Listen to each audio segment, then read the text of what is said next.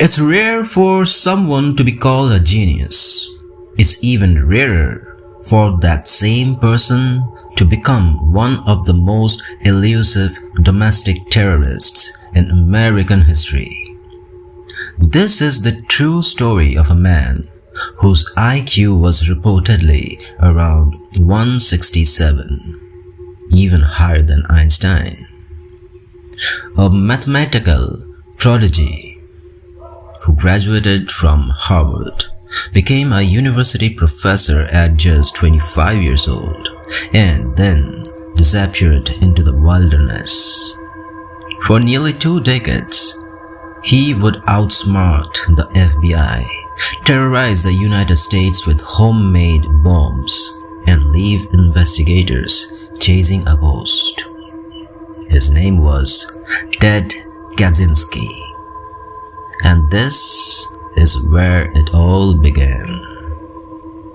Ted was born in Chicago, Illinois in 1942. From the time he was a child, it was obvious he wasn't like everyone else. Teachers quickly realized they were dealing with someone exceptionally gifted. Mathematics came effortlessly to him, and intelligence tests placed his IQ at around 167, well into the genius range. By the age of 16, Ted had already earned admission to Harvard University. Most freshmen were beginning college at 18. Ted was already there, 2 years ahead of everyone else. He didn't just attend Harvard, he excelled. Every exam seemed effortless. Every subject came naturally. Professors were amazed by how quickly he understood concepts that challenged even graduate students. After completing his undergraduate degree, Ted continued his education at the University of Michigan, where he earned both his master's degree and later a PhD in mathematics. Throughout his academic career, he consistently ranked at the top of his class. Failing wasn't something he experienced. Neither was coming second. He always came first. Beat whatever exam, you name it, he's the one. One of his doctoral research papers impressed his advisors so deeply that one professor reportedly remarked, "There are probably only a handful of mathematicians in the entire country who can truly understand what you have written." That was that professor's statement. His work was considered years ahead of its time. Everything pointed towards an extraordinary future. After earning his doctorate, Ted accepted a position as an assistant professor of mathematics at the University of California, Berkeley. He was only 25 years old. To most people, this was the beginning of a dream career. To Ted, it was the beginning of something else. Despite his incredible achievements, he became increasingly dissatisfied with the world around him. He often felt that the educational system was painfully simple. The exams bored him. The conversations around him felt shallow.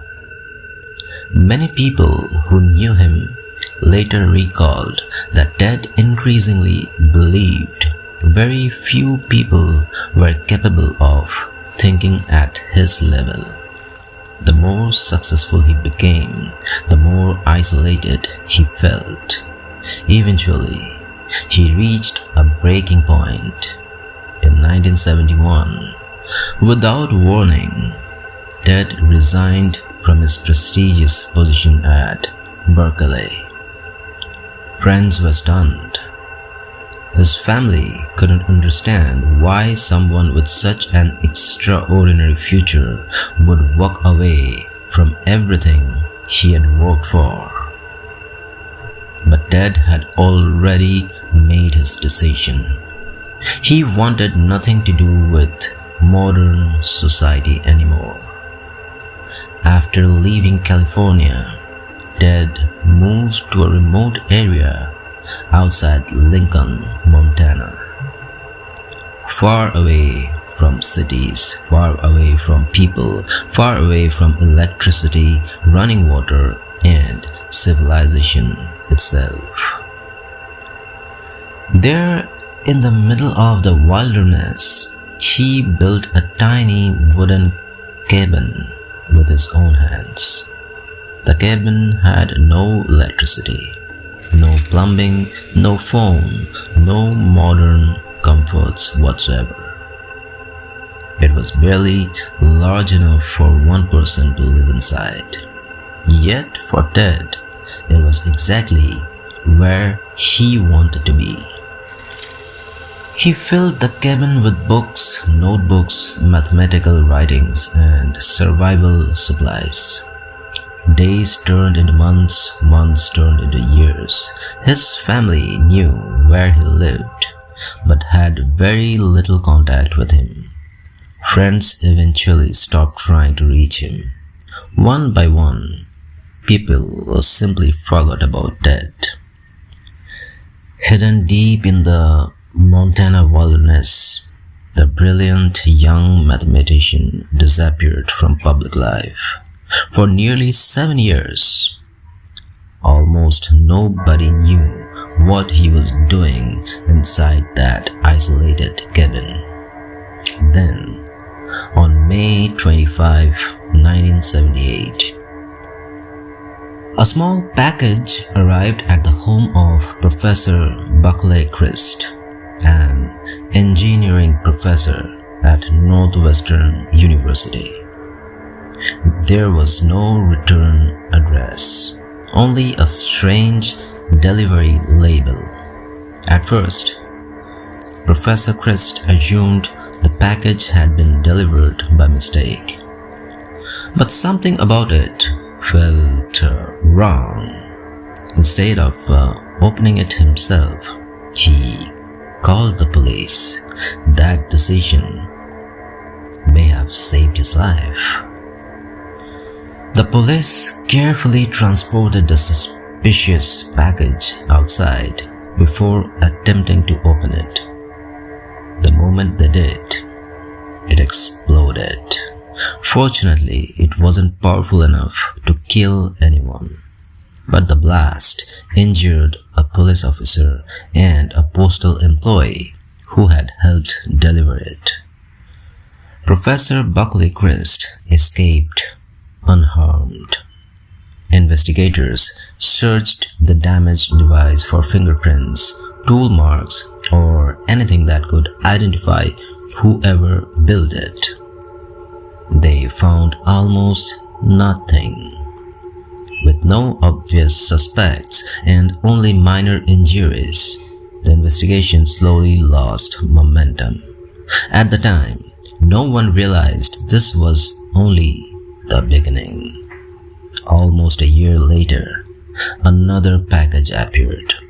This time, it was delivered to a graduate student at Northwestern University. Like the first package, it looked completely ordinary. The student opened it. Seconds later, another explosion. Again, the victim survived but suffered injuries from the homemade bomb. Now investigators knew the first incident hadn't been an accident. Someone was deliberately targeting people. Still, there were no fingerprints, no witnesses, no suspect, only carefully constructed homemade bombs. Then came the incident that changed everything. An American Airlines flight had just taken off from Chicago, heading towards Washington, D.C.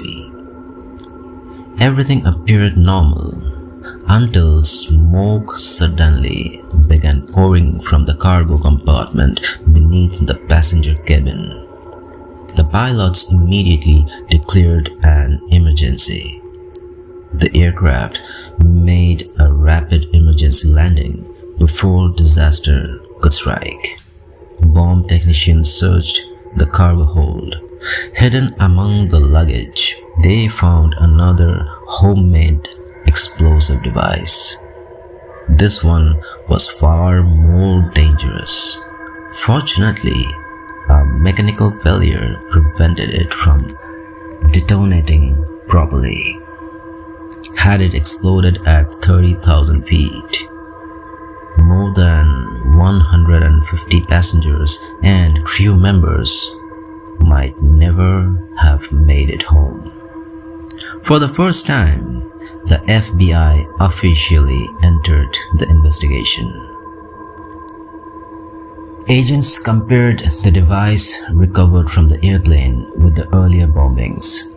The similarities were impossible to ignore. The construction, the materials, the design, everything suggested they were hunting a single individual. Someone highly intelligent, someone extremely patient, someone who was constantly improving his bombs. The investigation officially became a federal case, but they still had no idea who they were looking for. Before investigators could make any real progress, another package exploded. This time, it arrived at the home of Percy Wood, the president of United Airlines. When Wood opened the package, it detonated in his hands. He suffered serious injuries but survived. Now the victims shared something unusual. A university professor, a graduate student, an airline executive. The FBI believed these weren't random targets. Whoever was behind the attacks appeared to have a personal grudge against universities, aviation, or perhaps both. A specialized FBI task force was formed. Agents interviewed professors. They investigated former university employees. They looked into disgruntled airline workers, mechanics, engineers, and anyone who might have held a grudge against the aviation industry. Thousands of leads were investigated. Every single one reached a dead end. Years passed. The bombings continued. Packages appeared without warning across the country. Some victims suffered severe injuries. Others narrowly escaped death. Every explosive device seemed slightly different, yet unmistakably built by the same person. The bomber adapted constantly. He learned from every previous attack. With each passing year, he became more dangerous. Then, in 1985, the investigation took a devastating turn. A package bomb was delivered to the owner of a computer store. Unlike the previous victims, he didn't survive. The explosion killed him instantly.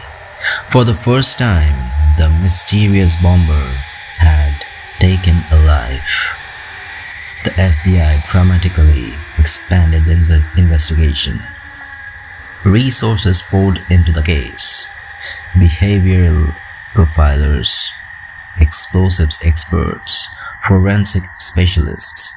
Everyone was working towards the same goal: find the man responsible before he killed again. But the attacks didn't stop. They became even more sophisticated. Even after years of investigation, the FBI still didn't know the bomber's identity. No fingerprints, no eyewitnesses, no DNA, nothing. Then in 1987, investigators finally caught what they believed was their first real break. One bombing occurred near a business equipped with a security camera. Reviewing the footage, investigators spotted a man leaving the area shortly before the explosion. It wasn't much, but it was the first image they had of their suspect. The FBI immediately released a sketch based on the footage. Unfortunately, the man wore dark sunglasses, a hooded sweatshirt, and kept most of his face hidden. Thousands of tips poured in from across the country. None of them led anywhere. Once again, the bomber had disappeared without a trace. By the early 1990s, the FBI had spent years chasing a ghost, and still, America's most elusive bomber remained completely invisible. By 1993, the bombings had never truly stopped. For years, packages continued to appear across the United States, each one carefully built, each one carrying the signature of the same mysterious bomber.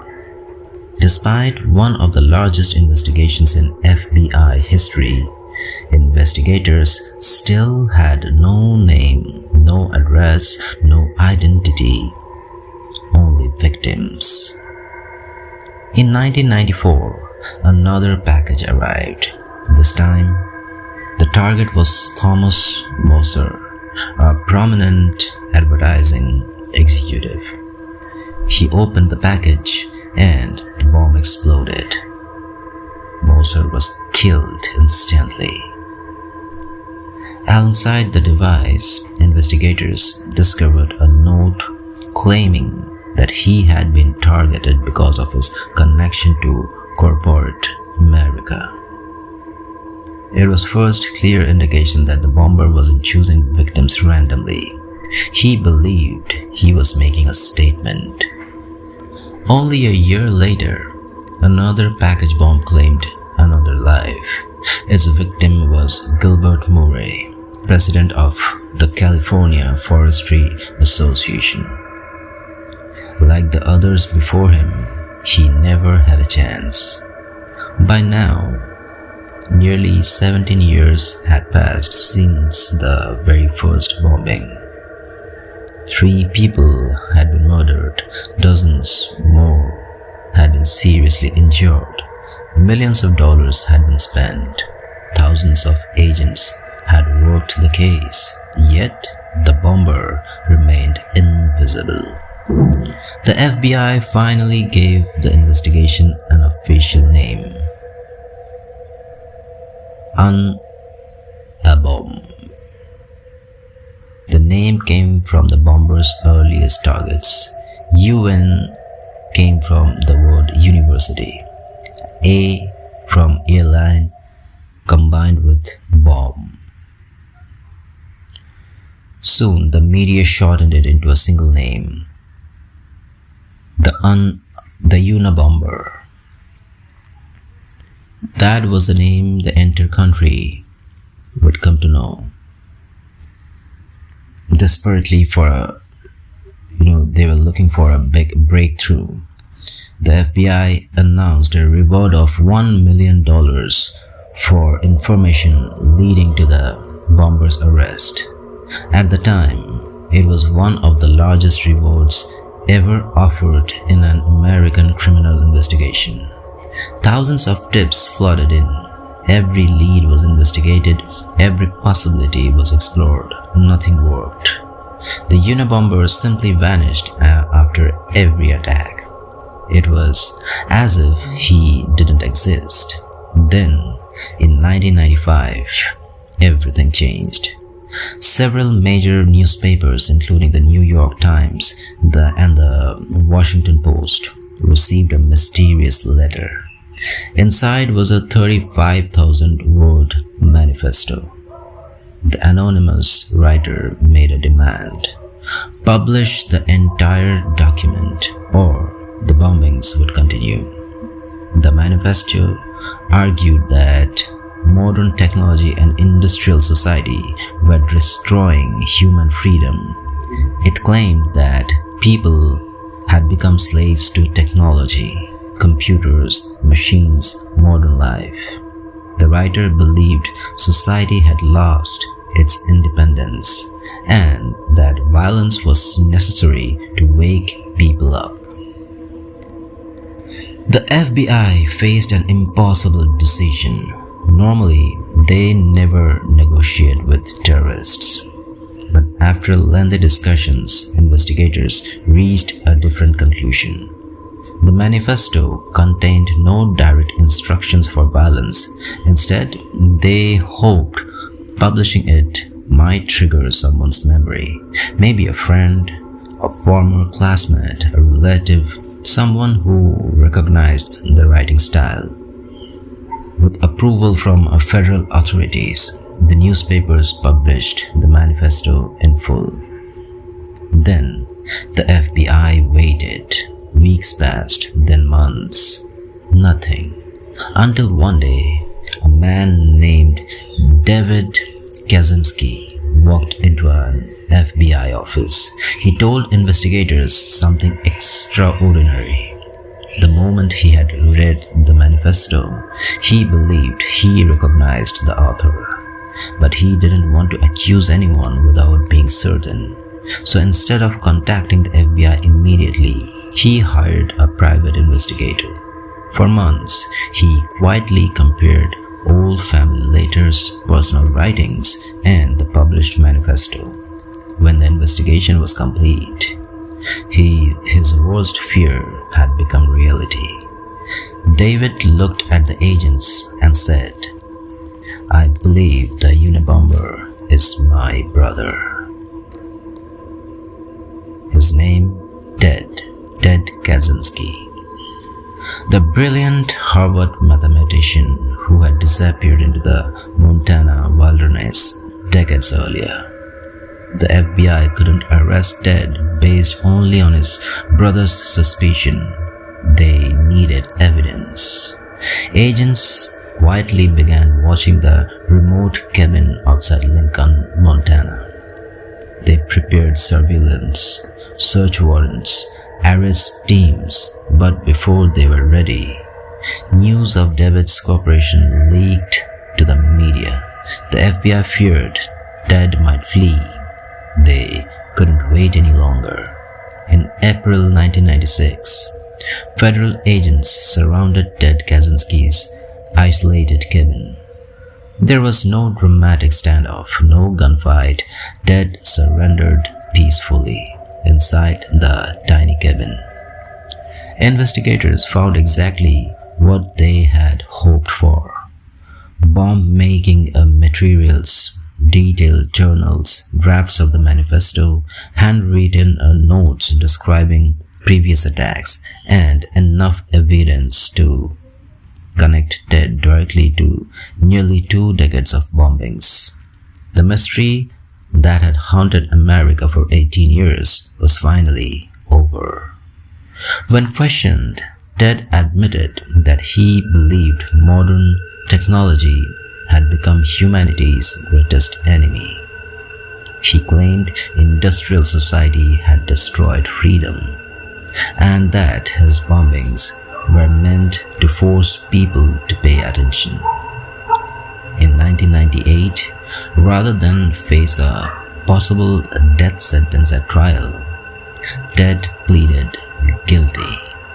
He admitted responsibility for 16 bombings that killed 3 people and injured 23 others. He was sentenced to multiple consecutive life sentences without the possibility of parole. The mathematical genius who once seemed destined to change the world through knowledge, but instead spent the rest of his life behind prison walls. His extraordinary intelligence had never been questioned.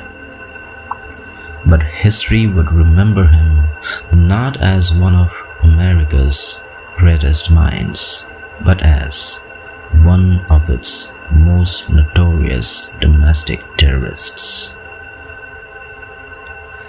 So that's all for today from my end. So do let me know in the comment box. So what do you feel about the modern technology and AI?